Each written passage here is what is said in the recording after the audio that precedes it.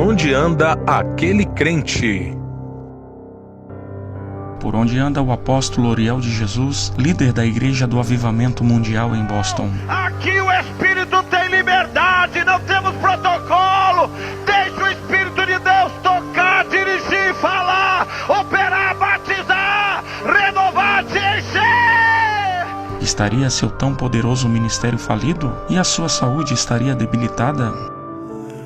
Eu quero saudar toda a igreja com paz do Senhor.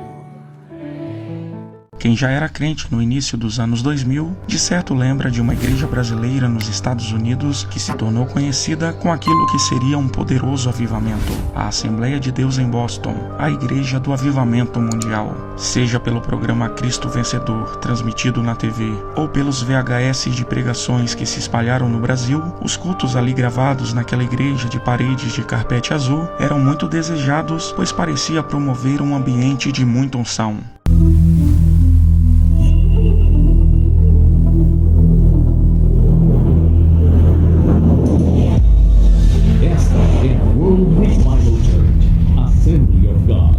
A World Revival Church Assembly of God, diretamente da sede mundial em Boston, Estados Unidos, traz até você culto de louvor, adoração, unção, avivamento e poder. Bem-vindos à família do Avivamento Mundial. Presidente, Pastor Oriel de Jesus. Na liderança daquela tão dinâmica igreja se destacava o respeitado pastor Oriel de Jesus. Pastor Oriel de Jesus, atualmente com 67 anos, preside o ministério em Boston, atualmente chamado The Revival Church for the Nations, há 37 anos. A igreja foi resultado de um incansável trabalho missionário e começou com apenas 14 pessoas em fevereiro de 1985. E a igreja teve um crescimento tão espetacular que em 2004, quando estava no seu auge, a igreja contava com mais de 12 mil membros, espalhados em mais de 70 congregações pelos Estados Unidos. E não parava por aí. O ministério do pastor Oriel marcava presença também em mais de 15 países, como Itália, Japão, África, Brasil, Austrália, Rússia e muitos outros. Apesar de estar do outro lado do hemisfério, era um sonho para muitos crentes, pregadores e cantores poder um dia cultuar a Deus e ministrar ao lado do pastor Oriel de Jesus naquela tão viva igreja. Porém, entre tantas manifestações sobrenaturais que se via ali, o pastor Oriel e o ministério de Boston se envolveram em uma grande polêmica.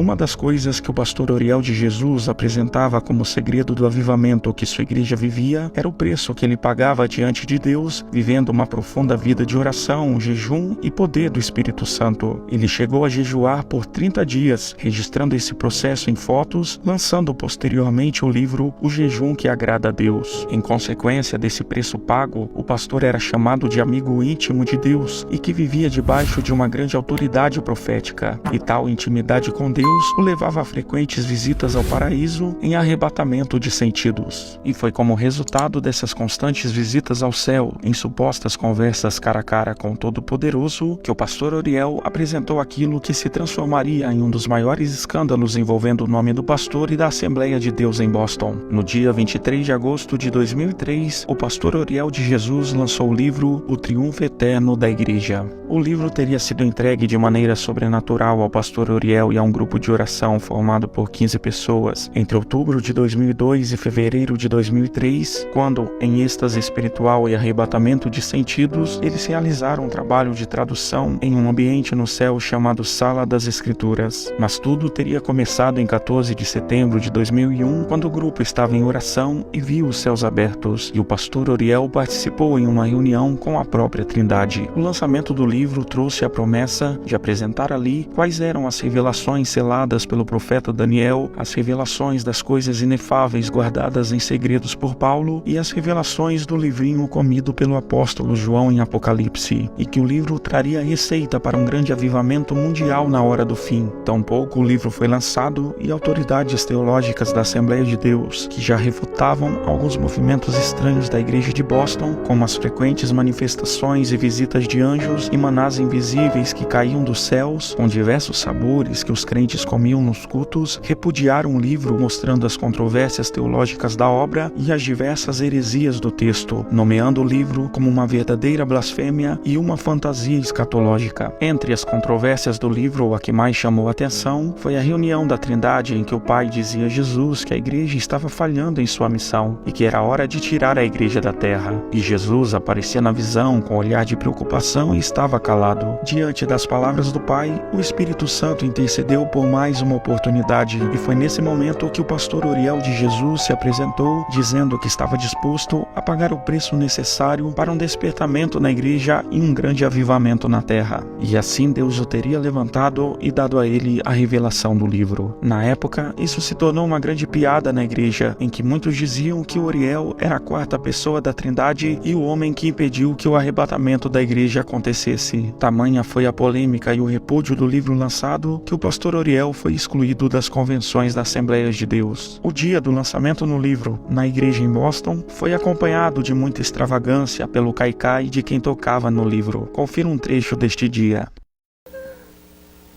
Segura, pode, vai com as duas mãos aí que você consegue segurar. Eu não posso filtrar, eu não tenho autorização para filtrar livro nenhum agora. Eu não tenho autorização para filtrar. Se eu tivesse,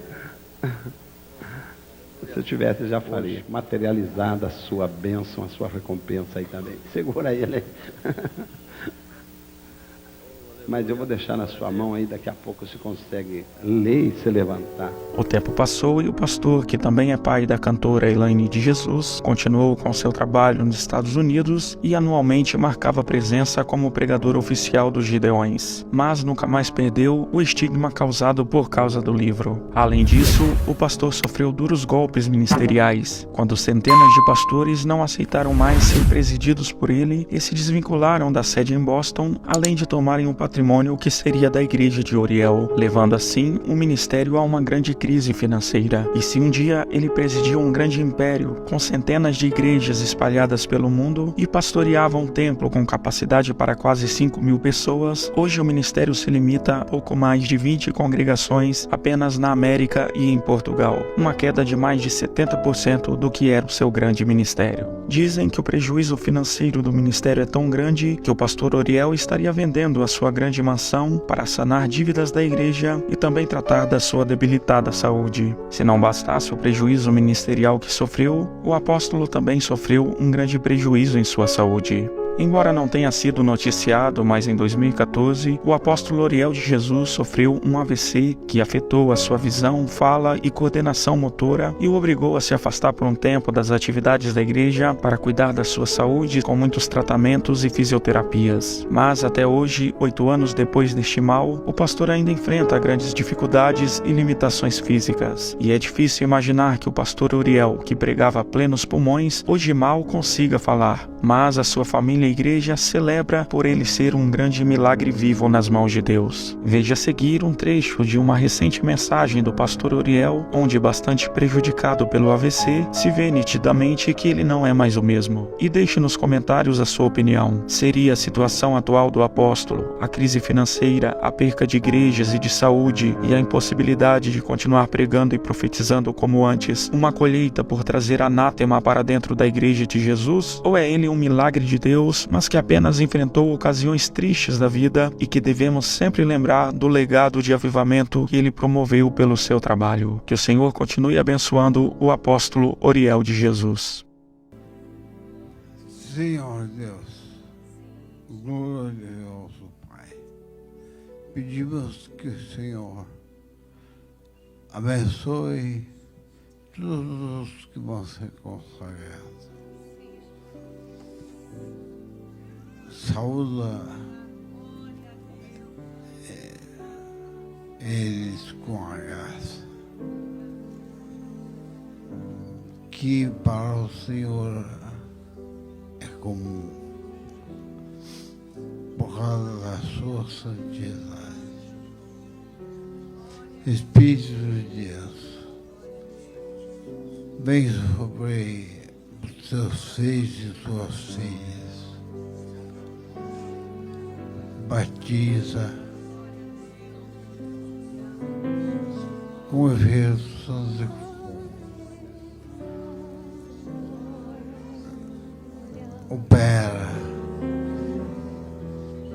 faz milagres, maravilhas. Uns